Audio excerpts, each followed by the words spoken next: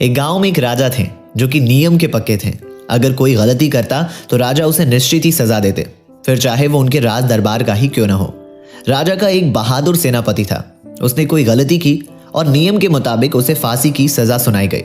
जब उसे फांसी होने वाली थी तो सेनापति रोने लगा। राजा ने कहा, क्या हुआ, तुम रोते क्यों हो? मौत से डरते हो तुम? मैं तुम्हें जानता हूं, तुम एक बहादुर व्यक्ति हो, फिर आज तुम रो क्यों रहे हो? सेनापति ने कहा, मैं आपके घोड़े को देख रहा हूं। राजा ने कहा कि तुम्हारा दिमाग तो ठीक है ना, घोड़े को देखकर कैसा रोना?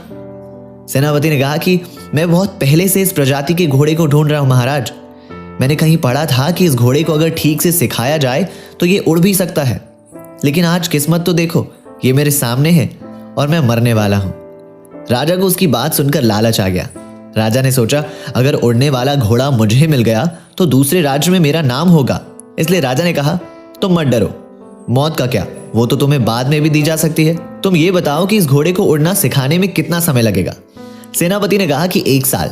राजा ने कहा, ठीक है, मैं तुम्हें 1 साल का समय देता हूं। अगर ये उड़ गया तो तुम्हें आधा राज्य दे दूंगा और तुम्हें मौत की सजा भी नहीं होगी, और यदि ये नहीं उड़ पाया तो 1 साल के बाद तुम मार दिए जाओगे। सेनापति उनकी बात मानकर घोड़े को लेकर घर चला गया। सेनापति घर गया और सारी बात बताई तो उसका परिवार रोने लगा कि तुमने राजा से झूठ क्यों कहा? अब 1 साल तो और भारी पड़ेगा, हर दिन रो रो कर बिताना पड़ेगा। तुम्हें 1 साल से अधिक समय मांगना था। सेनापति ने बड़ी कमाल की बात कही। समय को कौन जानता है कि 1 साल में क्या होगा? हो सकता है लड़ाई करते समय राजा की मौत हो जाए, घोड़े की मौत हो जाए या मेरी मौत हो जाए। और यही हुआ। 1 साल से पहले एक जंग में राजा, सेनापति और घोड़े तीनों की मौत हो जाती है। ये छोटी सी कहानी हमें ये सिखाती है कि लोग हमेशा आने वाले समय के बारे में सोचकर दुखी या खुश होते रहते हैं कि आने वाले कल में ये होगा वो होगा। अब आप बताओ, आने वाला समय कैसा होगा, इसके बारे में आप कैसे जानते हो? कौन किसके साथ रहेगा, कौन दुनिया से चला जाएगा, क्या आप जानते हो? नहीं। तो फिर आने वाले कल से ये उम्मीद मत करो कि कुछ अच्छा होगा या बुरा होगा। अपने अभी के समय को सही से इस्तेमाल करो, जीना और खुश रहना सीखो। अपनी खुशियां, अपने काम को टालना बंद करो, क्योंकि आगे कैसा समय आने वाला है हम नहीं जानते। हमारे पास जीने के लिए केवल एक ही पल होता है, एक सांस ही होती है, लेकिन हम पूरे जीवन को मुट्ठी में करने की सोचते हैं। लेकिन ऐसा हो पाना नामुमकिन है।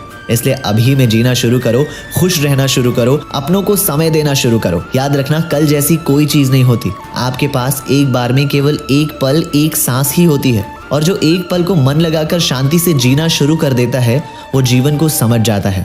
जो इसे नहीं समझ पाता वो जीवन भर दुख में उलझा रहता है।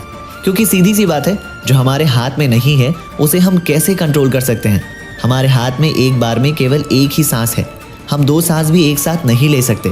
फिर पूरे जीवन को काबू करना कैसे मुमकिन होगा? लेकिन ये उसके लिए मुमकिन होगा जो हर एक पल को जीना शुरू कर देगा, और ऐसा व्यक्ति ही संसार में महापुरुष बनता है। इसलिए एक पल को जीना सीखो, तभी जीवन में खुश रहोगे, वरना हमेशा पास्ट और फ्यूचर में उलझे रहोगे। यही बात भगवान श्री कृष्ण ने भी कहा है कि भविष्य की चिंता मत करो, वर्तमान को सही से जीना शुरू करो। अगर ये कहानी आपको पसंद आई तो कमेंट सेक्शन में ज़रूर बताना, ताकि मुझे भी तो पता चले कि अगर आपने ये कहानी सुनी तो आपको इस कहानी से थोड़ा भी प्रभाव पड़ा। और अगर आपको ये कहानी अच्छी लगी तो मेरे चैनल को सब्सक्राइब ज़रूर करना। मिलते हैं बहुत जल्द एक नई कहानी के साथ, तब तक के लिए शुक्रिया।